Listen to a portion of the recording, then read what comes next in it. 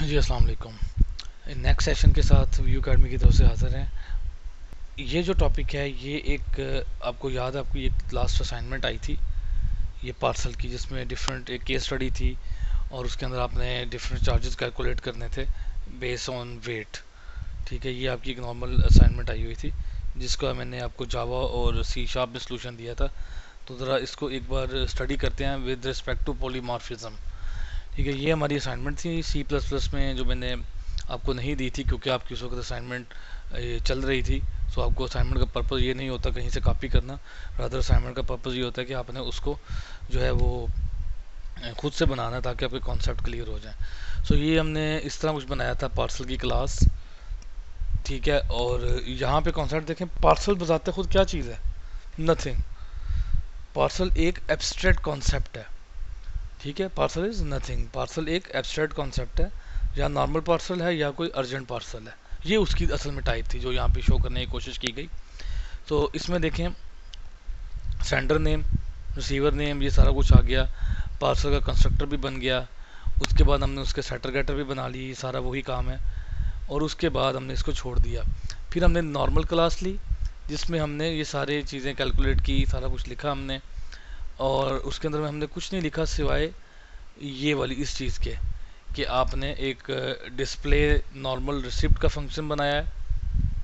और उसके बाद क्या है, अर्जेंट के अंदर एक एडिशनल फीस ऐड कर दी है, उसके सेटर गेटर लिखे हैं।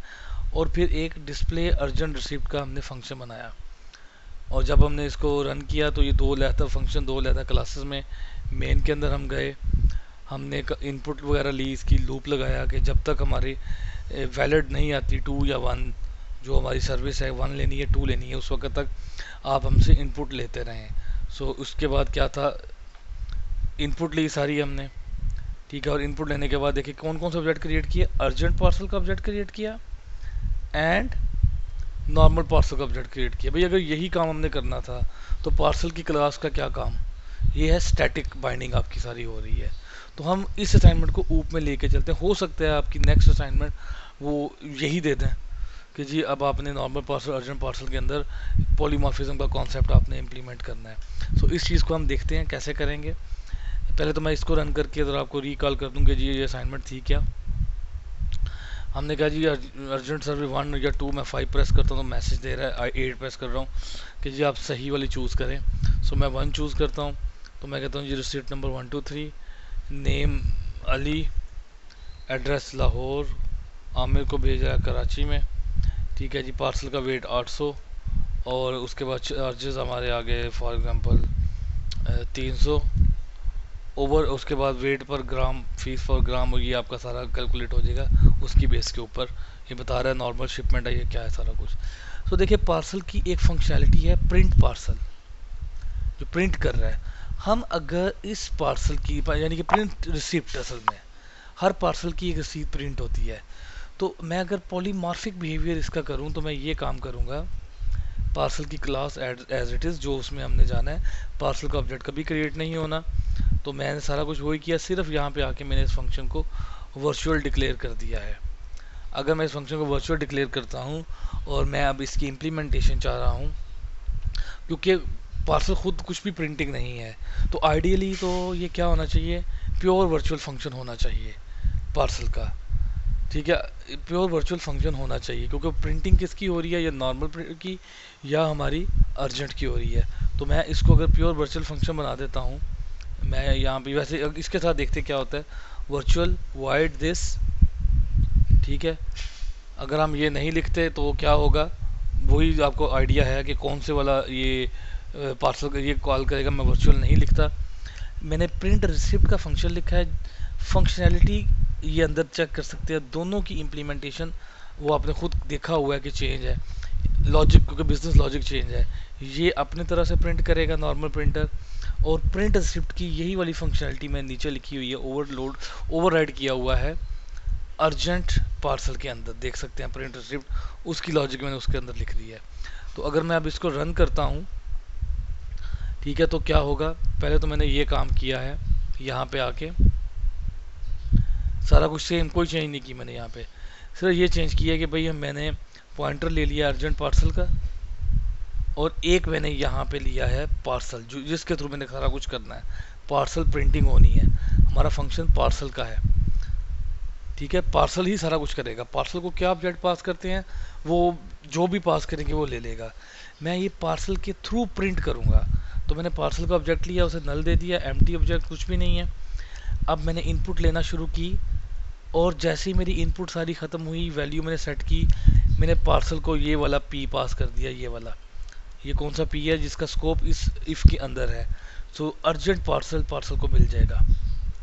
एल्स नॉर्मल पार्सल पार्सल दिया मैंने, उसके अंदर क्योंकि लोकल ऑब्जेक्ट है इसका अपना, इसको स्कोप यहीं तक रहेगा।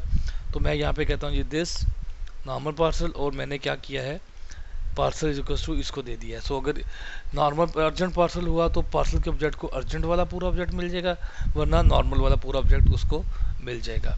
ठीक है, इसके बाद मैं बाहर आता हूँ, एक ही प्रिंट लिखता हूँ मैं यहाँ पे, पार्सल को प्रिंट कर दें। मैं ये नहीं कह रहा कि मुझे नॉर्मल पार्सल की प्रिंटिंग करनी है या मुझे अर्जेंट की करनी है।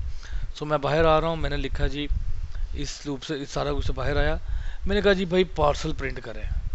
दो दो चीज़ें नहीं, एक ही फंक्शन है मेरे पास, पार्सल प्रिंट। सो जब मैं इसको रन करूँगा, लेट एग्जीक्यूट इट, याद रखिएगा अभी मैंने इसका वर्चुअल ख़त्म कर दिया है। तो receipt number 1, name this this this this this this this. तो ये क्या कॉल हो रहा है, पेरेंट प्रिंट स्क्रिप्ट कॉल हो रही है, जो कि हमें, क्योंकि गलत चीज़ है, ऐसे नहीं होना चाहिए था। हमने लिखा ही नहीं यहाँ पे, इंटेंशनली मैंने वर्चुअल नहीं लिखा यहाँ पे। अगर मैं वर्चुअल लिख देता तो क्या होना था, अपनी अपनी स्क्रिप्ट कैलकुलेट होना, जो प्रिंट होनी थी। अब आपको यहाँ अंदाज़ा होगा कि हमें क्या ज़रूरत है प्रिंट स्क्रिप्ट की यहाँ पे कोडिंग लिखने की। ये तो एक सिंपल सा फंक्शन है जिसकी इम्प्लीमेंटेशन करनी ही चाइल्ड क्लास ने है। तो मैं यहाँ आके इज इक्वल्स टू 0 कर दूंगा। ठीक है, तो इसकी तो इम्प्लीमेंटेशन करनी चाइल्ड ने है। पार्सल की अपनी कोई औकात नहीं है, या नॉर्मल पार्सल है या अर्जेंट पार्सल है, और वो मैं नीचे इसकी इम्प्लीमेंटेशन कर चुका हूँ यहाँ पे। सो जो भी उसको ऑब्जेक्ट पास करेंगे, तो हमारा जो मेन का ऑब्जेक्ट है, जो मेन के अंदर हमने पार्सल का ऑब्जेक्ट बनाया है, वो उसी हिसाब से पॉलीमॉर्फिक ऑपरेशन करेगा। सो आप आपने लिखा पार्सल डॉट प्रिंट, इस लाइन से आपको नहीं पता लग रहा कि भाई कौन से वाला पार्सल प्रिंट होना है। ये क्या हो रही है यहाँ पे, डायनेमिक बाइंडिंग हो रही है, रन टाइम बाइंडिंग हो रही है। जो ऑब्जेक्ट उसको मिलेगा उसकी बेस के ऊपर आपकी जो है रिसिप्ट प्रिंट हो जाएगी।